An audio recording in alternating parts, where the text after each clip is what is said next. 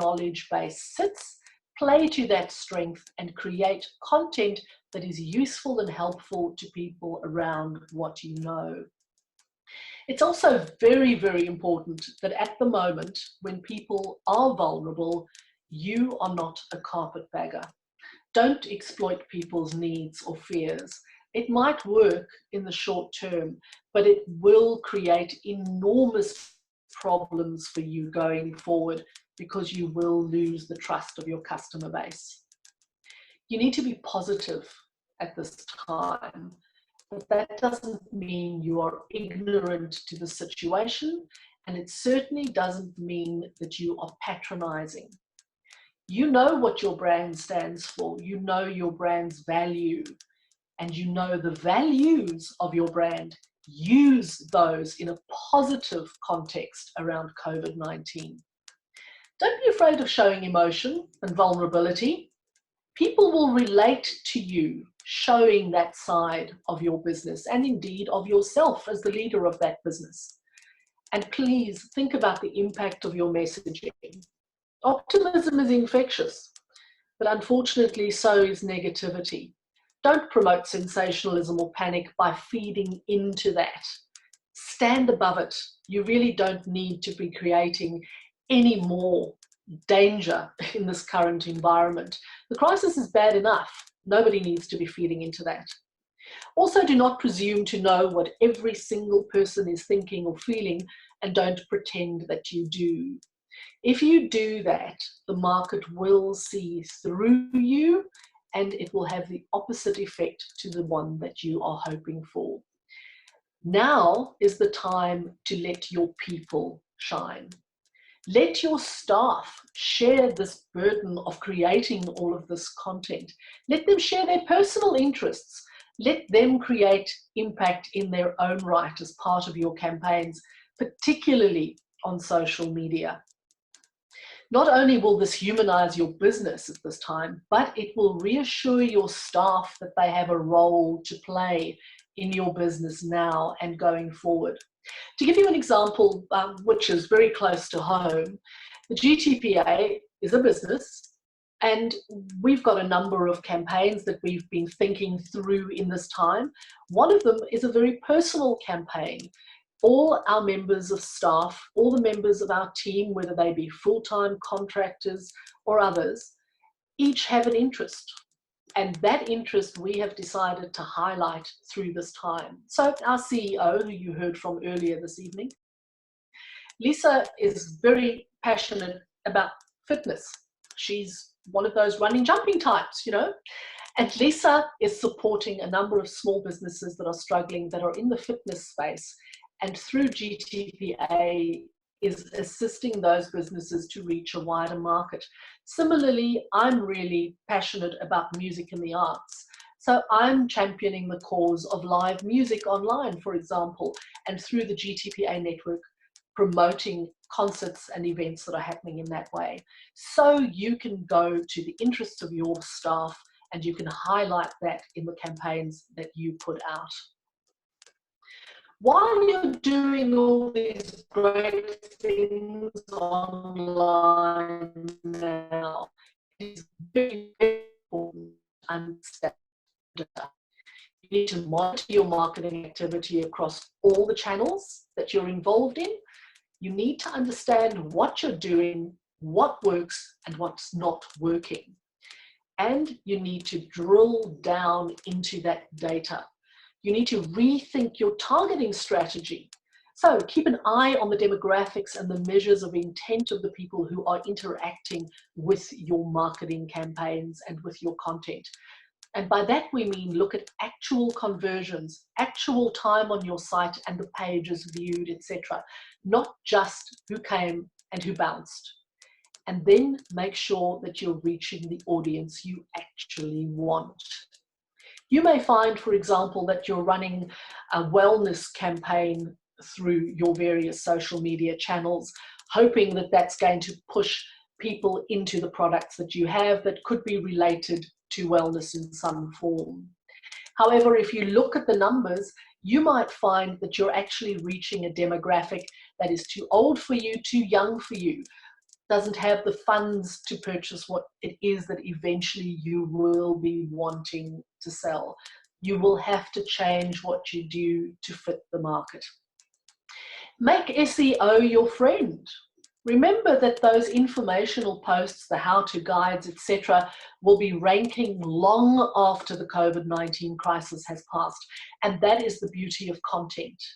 Content which is not related to selling and pushing a product lives long past the campaign. And now is also the time to consider employing artificial intelligence to assist you with mining that data, and also to fine-tune you to the right audience. You've got yourself a campaign for the current time, you've got yourself a strategy for the current time, as you should do. But you also need to be thinking about a future marketing strategy. Remember, this crisis will pass. The world will be a different place going forward. It's highly unlikely, and indeed very unwise, that you will return to your pre-COVID-19 marketing strategies to win and retain your customers. You need to be ready to make informed marketing decisions so that you can fully embrace business opportunities that will arise after COVID-19. And now, as always, understand your customer. Understand your customer past, understand your customer present, and understand your customer future. If you don't understand your customer, your business is going to flounder. And that brings us to the end of our presentation today. If there are any questions, we will have received those ahead of time. Hopefully you've been entering them into the chat box. So I'll throw back to Lisa. And Lisa, any questions? Thank you. That was a great presentation, Collins. Thank you so much. Probably firstly, just before I kick open with some of the questions that I've been fielding, one of the things that we came across today was that Facebook and Google are offering relief for business in terms of accessing ads and substituting ad space. So I would suggest having a look at what they're doing. I also was on a call overnight with the Friends of MISME's committee at the WTO. And one of the initiatives Collins and I have been trying to do to get information out to our network has been providing the information on what various governments are doing from a business stimulus package perspective. It looks like they're going to take a role now in convening that, which is going to be, I think, a very fantastic resource for a lot of people, because it can be quite confusing to navigate around state, local, federal government initiatives that potentially are popping up. Colin, so first question I've got here, you mentioned the importance of having a marketing strategy. And we've often talked about this a lot when we talk about the difference between an export strategy and then an export plan, because they're entirely two different things. But in terms of the light of the presentation today, what's the difference between thinking about a strategy and what's the difference about implementation or activities?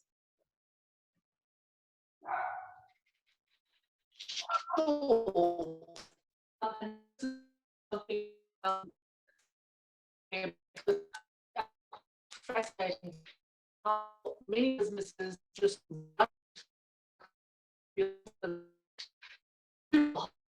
staff without actually understanding how they do it.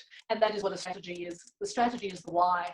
The strategy is understanding why you're going to be doing the activities that you're going to be engaging in. Without the why, it can be pretty empty and in fact a great deal of a waste of time and money. So the strategy is the why, the activities are the what, and it's very important to understand the why. And if what you're doing is just rolling out activities, you need to question each one of those and asking yourself, why am I doing this? Because if you don't have a why, you need to reconsider doing it at all. And we certainly have an example at the GTPA to share with that. At the start of this year, GTPA looked at what it was that we had been doing in the previous 18 to 24 months. and we fine-tuned that into a strategy which was a very concerted one, and it was a strategy around thought leadership.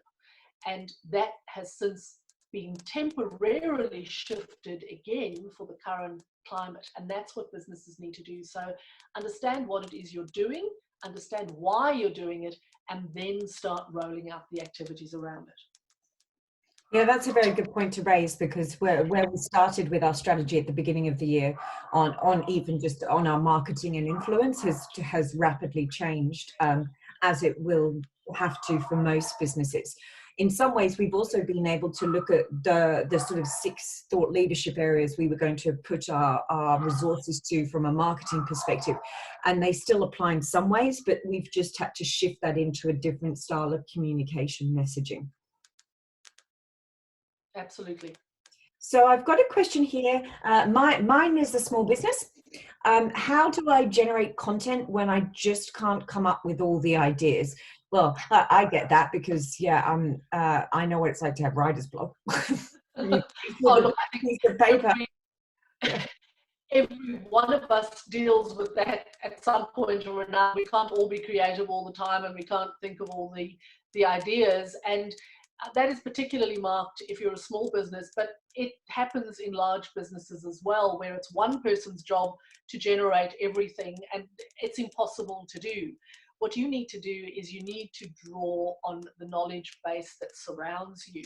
So if you're a one-person business, you need to look outside of your business to find that information, that content that you can use in your own context. If you employ 1 or 2 people, well, use the 1 or 2 people that you have to come up with those ideas and to write the content.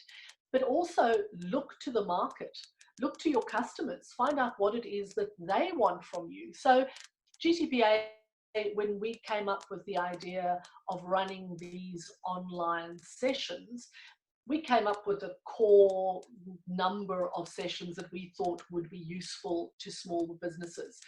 But we couldn't possibly come up with everything that every business wants. So we went to the market and we said, tell us what you want. And that will be an ongoing business where businesses will come to us with issues that they face, with topics that they want addressed, with possibly even people that they want to hear from. And that is what you need to do. So you need to go out wider than your own circle, find out what is out there, speak to the experts, find content online and ask to use it.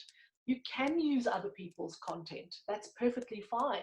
Just acknowledge them appropriately. Generally, individuals don't have a problem with that. If they're acknowledged as the author of a piece of content, businesses don't mind. Media outlets don't mind, as long as they are appropriately acknowledged. So use that which you can get your hands on that is not necessarily related directly to you.